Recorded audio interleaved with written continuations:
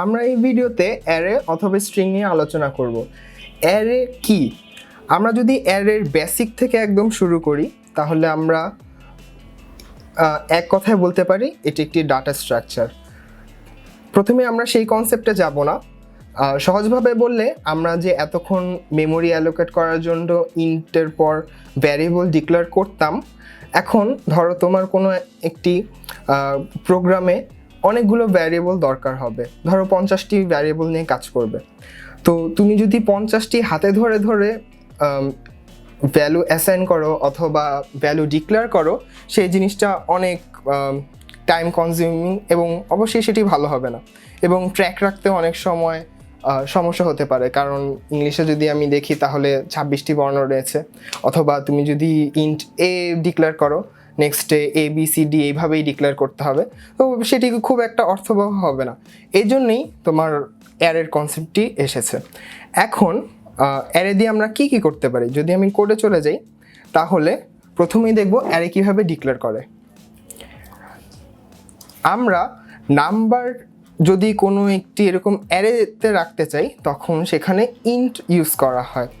আবার আমি যদি ক্যারেক্টার টাইপ কোনো একটা অ্যারে ইউজ করি তখন সেটিকে ডিরেক্ট স্ট্রিং বলা হয়, তখন সেটিকে অ্যারে বলা হয় না।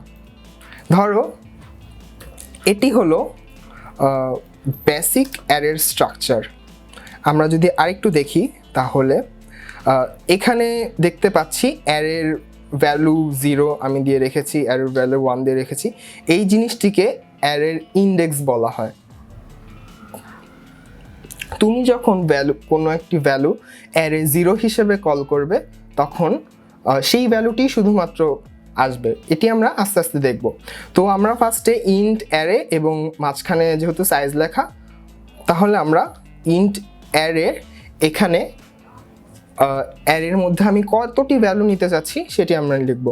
ধরো 5 বার ভ্যারিয়েবল ডিক্লেয়ার করতে হবে, তাহলে আমরা অ্যারের মেমোরি অথবা সাইজ 5 দিয়ে দিব। 5 দেওয়ার পর আমি যদি চাই অ্যারের 5টি ইন্ডেক্সে, অর্থাৎ অ্যারের সেলগুলো এরকম দেখতে, এখানে যে আমরা দেখতে পাচ্ছি সেটি মূলত অ্যারের সেল। এখানে আমরা সেল ব্যবহার করব না, এখানে আমরা অ্যারের ইন্ডেক্স ব্যবহার করব। প্রত্যেকটি এরকম সেলকে এক একটি ইন্ডেক্স বলে। তো অ্যারের ক্ষেত্রে ইন্ডেক্স শুরু হয় 0 থেকে। তুমি যদি অ্যারের সাইজ 5 ডিক্লেয়ার করো, অর্থাৎ ভিতরে অ্যারের ইন্ডেক্স 0 থেকে 4 পর্যন্ত অটোমেটিক্যালি ডিক্লেয়ার হয়ে থাকবে। এখন যেহেতু আমি অ্যারের সাইজ 5 নিয়েছি, এখানে ধরো আমি 5টি ডিফারেন্ট ভ্যালু অ্যাসাইন করতে চাই। ধরো এখানে আমি দিলাম 2, 6, 30, 5, 9, 5টি ভ্যালু অ্যাসাইন হয়েছে। অর্থাৎ আমি যে এখানে অ্যারের ভ্যালু 5 নিয়েছি অ্যারের সাইজ, এখন আমি 5টি আলাদা ভ্যালু এখানে যে লিখে রেখেছি সেখানে অ্যাক্সেস করতে পারবো। তো আমি যদি চাই শুধুমাত্র এই 30 এটি প্রিন্ট করব, তাহলে কিভাবে করব? তাহলে যেভাবে করব সেটি হচ্ছে প্রিন্ট লিখব, যেহেতু এটি একটি ইন্টিজার টাইপ, পার্সেন্টেজ ডি দেওয়ার পর এখন লিখতে হবে অ্যারের পর ইন্ডেক্স দিব। ইন্ডেক্সটি কি হবে? যেহেতু আমরা প্রথম থেকে বলে আসছিলাম যে অ্যারের ইন্ডেক্স 0 থেকে শুরু হয়, 0 থেকে অ্যারে সাইজ যদি 5 হয় তাহলে অ্যারে ইন্ডেক্স হচ্ছে 0 থেকে 4 পর্যন্ত। তাহলে এক্ষেত্রে আমি যদি 30 প্রিন্ট করাতে চাই তাহলে আমার 2 হচ্ছে 0 ইন্ডেক্সে, 6 হচ্ছে 1 ইন্ডেক্সে, 30 হচ্ছে 2 ইন্ডেক্সে, অর্থাৎ আমি এখানে 2 লিখব। 2 লিখলাম। এখন আমি বিল্ড অ্যান্ড রান যদি করি তাহলে দেখি আমার কি আউটপুট আসে।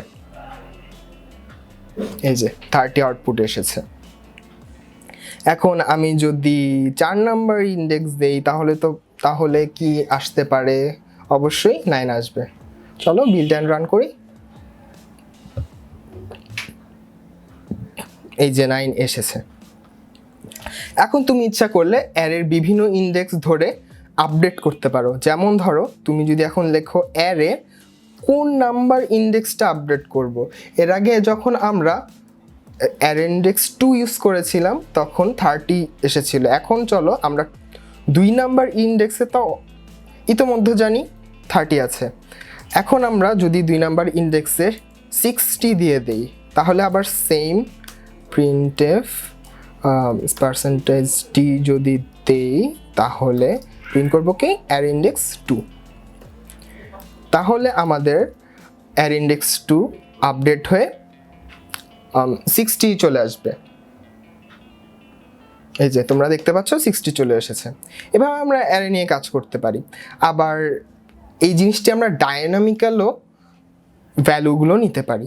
ধরো আমি একটা কাজ করব এখন, প্রত্যেকটা ভ্যালু এর আগে যেহেতু আমি অ্যাসাইন করে দিয়েছিলাম এবার অ্যাসাইন করব না, অ্যারের ভ্যালুটা আমি এভাবে রাখবো।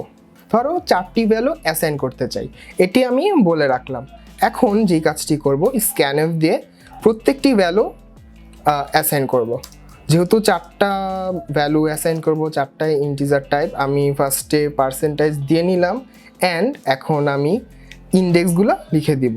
তাহলে হবে %, অ্যারে 0 নাম্বার ইন্ডেক্সের জন্য কমা, এটিকে আমরা 4 বার লিখব। অ্যারে ইন্ডেক্স তাহলে যেহেতু আমরা মেমোরি 4 নিয়েছি, ইন্ডেক্স হবে 0 থেকে 3 পর্যন্ত, 1 2 3। এখন আমরা তো ইনপুট নিয়ে নিয়েছি, এখন আমি আউটপুটটা দেখতে চাই। আউটপুটটা যদি দেখতে চাই তাহলে আমি কি করব,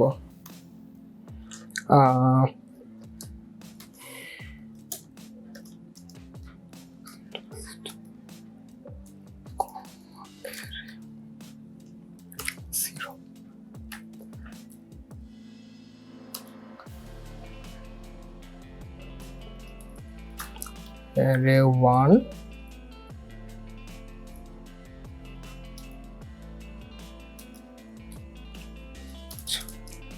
যেহেতু আমি 4টি দিয়েছি এখানে আমি 4টি প্রিন্ট করতে চাই, অর্থাৎ আমি যা ইনপুট দিব সেটি যেন আমার আউটপুট হিসেবে আসে, কমা অ্যারে 1 কমা অ্যারে 2 কমা অ্যারে 3। চলো এইটি আমরা দেখি কি আসে।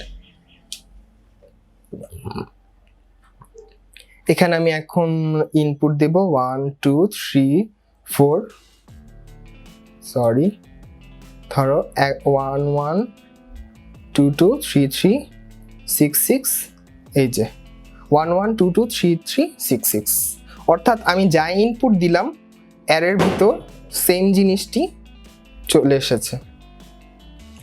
এখন আমরা তো অ্যারে নিয়ে মোটামুটি কাজ করলাম। ধরো এটি আমি কমেন্ট করে রাখি।